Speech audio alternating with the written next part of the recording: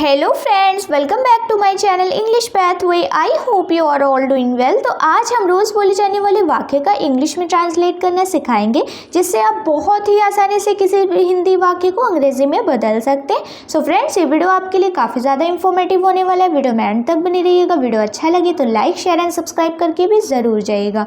So friends, चलिए अब हम वीडियो को स्टार्ट करते हैं। सो फ्रेंड्स, पहला जो हमारा हिंदी वाक्य है वो क्या है? अब मैं बदल चुका हूँ। अब मैं बदल चुका हूँ। ठीक है फ्रेंड्स, ये हो गया हमारे हिंदी का वाक्य। अब हमें क्या करना है, इसको अंग्रेजी में ट्रांसलेट करना है। तो उसके लिए हम सबसे पहले क्या लिखेंगे? देखिए, मैं की अंग्रेजी यहाँ पर हो जाएगी आई। ठीक है, आई के साथ हम यूज़ करेंगे हैव का। ठीक है, आई हैव बदल चुका हूँ। तो बदल चुका के लिए यहाँ पर हम लिखेंगे चेंज्ड। ठीक है, चेंज्ड का मतलब क्या होता है? बदल चुका है। ठीक है, आई हैव चेंज्ड। अब की अंग्रेजी यहाँ पर हम लिखेंगे नाउ। ठीक है फ्रेंड्स, इस तरह हमने सेंटेंस बना लिया। अब मैं बदल चुका हूँ, आई हैव चेंज्ड नाउ। चलिए फ्रेंड्स, अब हम अपने अगले वाक्य की तरफ चलते हैं। फ्रेंड्स, अगला हमारा वाक्य है अब मेरी बारी है। अब मेरी बारी है। ठीक है, अब मेरी बारी है। तो इसकी अंग्रेजी हम क्या लिखेंगे? देखिए, अब की अंग्रेजी हम यहाँ पर लिखेंगे नाउ। मेरी बारी है, अब की अंग्रेजी हो गई नाउ। मेरी बारी है के लिए लिखेंगे इट्स। ठीक है, इट्स। मेरी के लिए लिखेंगे माई। बारी के लिए लिखेंगे टर्न। ठीक है फ्रेंड्स, अब मेरी बारी है, नाउ इट्स माई टर्न। चलिए फ्रेंड्स, अब हम अपने अगले वाक्य की तरफ चलते हैं। फ्रेंड्स, अगला हमारा वाक्य है तमीज से बात करो। तमीज से बात करो। ठीक है, तमीज से बात करो। तो इसकी अंग्रेजी हम क्या लिखेंगे? देखिए, बात करने की अंग्रेजी क्या होती है? टॉक। TALK, इसको हम टॉक पढ़ते हैं, एल साइलेंट हो जाता है। ठीक है, टॉक। किससे बात करो? से के लिए हम लगाएंगे विथ। टॉक विथ तमीज की अंग्रेजी हो जाएगी रिस्पेक्ट। ठीक है, तमीज से बात करो, टॉक विथ रिस्पेक्ट। चलिए फ्रेंड्स, अब हम अपने अगले वाक्य की तरफ चलते हैं। फ्रेंड्स, अगला हमारा वाक्य है तू टाइम पास है। तू टाइम पास है। ठीक है फ्रेंड्स, तू टाइम पास है। तो इसकी अंग्रेजी हम क्या लिखेंगे? तू के लिए यहाँ पर हम लगाएंगे यू आर। ठीक है, यू आर के साथ लगाएंगे जस्ट। ठीक है, you are just time pass. ठीक है, तू टाइम पास है, you are just time pass. चलिए फ्रेंड्स, अब हम अपने अगले वाक्य की तरफ चलते हैं। फ्रेंड्स, अगला हमारा वाक्य है तेरी हरकतें चालू है। तेरी हरकतें चालू है। ठीक है, जैसे हम किसी से कहते हैं कि तेरी हरकतें चालू हैं, तो उसे हम इंग्लिश में कैसे बोल सकते हैं? यहाँ पर हम लिखेंगे तेरी यानी तुम्हारी, तो उसके लिए हम लिखेंगे योर।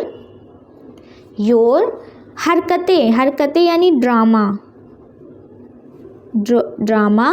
है की अंग्रेजी हो जाएगी इज। चालू की अंग्रेजी हो जाएगी ऑन। ठीक है, तो तेरी हरकतें चालू है, योर ड्रामा इज ऑन। चलिए फ्रेंड्स, अब हम अपने अगले वाक्य की तरफ चलते हैं। फ्रेंड्स, अगला हमारा वाक्य है तू सच्चा नहीं है। तू सच्चा नहीं है। ठीक है, तो सच्चा नहीं है, इसकी अंग्रेजी हम क्या लिखेंगे? यहाँ पर तू के लिए हम लिखेंगे यू आर। You are. नहीं की अंग्रेजी हो जाएगी नॉट। सच्चा यानी रियल, ठीक है, तो यू आर नॉट रियल, तू सच्चा नहीं है। फ्रेंड्स अगला हमारा जो वाक्य है वो क्या है, क्या तुम मुझसे शादी करोगे। क्या तुम मुझसे शादी करोगे। ठीक है, ठीक है फ्रेंड्स, तो ये हो गया हमारा हिंदी का वाक्य। तो इसे हम अंग्रेजी में ट्रांसलेट करेंगे तो क्या लिखेंगे, देखिए करोगे के लिए यहाँ पर देखिए ये फ्यूचर टेंस है, ठीक है, करोगे, तो यहाँ पर हम लिखेंगे विल। विल का मतलब क्या होता है, होगा, ठीक है, विल। तुम की अंग्रेजी हो जाएगी यू। शादी, शादी को क्या बोलते हैं, मैरी। मैरी। मुझसे यानी हो जाएगा मी, ठीक है, तो विल यू मैरी मी, क्या तुम मुझसे शादी करोगे। चलिए फ्रेंड्स अब हम अपने अगले वाक्य की तरफ चलते हैं। फ्रेंड्स अगला हमारा वाक्य है, मुझे बेवकूफ़ समझा है क्या। मुझे बेवकूफ़ समझा है क्या। ठीक है फ्रेंड्स, ये हो गया हमारा हिंदी का वाक्य। इसे हम अंग्रेजी में ट्रांसलेट करेंगे तो क्या लिखेंगे, यहाँ पर हम सबसे पहले लिखेंगे डू यू। समझा है क्या, तो समझा है के लिए लिखेंगे think, do you think. I am. बेवकूफ़ की अंग्रेजी हो जाएगी स्टूपिड, ठीक है, तो इस तरह से हमारा सेंटेंस बन गया, मुझे बेवकूफ़ समझा है क्या, do you think I am stupid. चलिए फ्रेंड्स अब हम अपने अगले वाक्य की तरफ चलते हैं। फ्रेंड्स अगला हमारा वाक्य है, दिमाग मत खराब करो। दिमाग मत खराब करो, ठीक है, दिमाग मत खराब करो, इसकी अंग्रेजी क्या हो जाएगी, देखिए मत के लिए यानी नहीं, मत का मतलब होता है नहीं, तो यहाँ पर हम लिखेंगे डू नॉट, ठीक है, यानी डोंट। डू नॉट को शॉर्ट में लिखते हैं डोंट मैस विथ, ठीक है, विथ माई माइंड। ठीक है फ्रेंड्स, दिमाग मत खराब करो, don't mess with my mind. चलिए फ्रेंड्स अब हम अपने आखिरी वाक्य की तरफ चलते हैं। फ्रेंड्स आखिरी हमारा वाक्य है, अपनी हद में रहो। अपनी हद, ठीक है, अपनी हद, ठीक है फ्रेंड्स, अपनी हद में